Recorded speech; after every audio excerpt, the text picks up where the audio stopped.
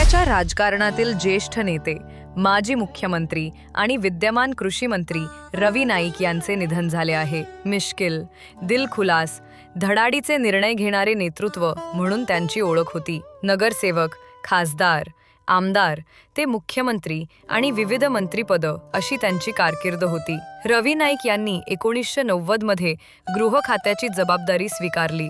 या काळात गुन्हेगारी टोळ्यांनी स्तोम माजवले होते. खंडणी, मारामारी, तस्करी अशा घटना वाढल्या होत्या. रवी नाईक यांनी गुन्हेगारांचे कंबरडे मोडून राज्यातील गुन्हेगारी कृत्यांना आळा घालण्याचे काम केले. हे प्रकार रोखण्यासाठी त्यांनी राष्ट्रीय सुरक्षा कायदाही अंमलात आणण्यास कुचराई केली नाही. संशयित गुंडांना ताब्यात घेऊन जामिनाशिवाय चौकशीची तरतूद या कायद्यात होती. पोलिसांना देखील राजकीय दबावाला बळी न पडण्याची सक्त सूचना रवी नाईक यांनी केली होती.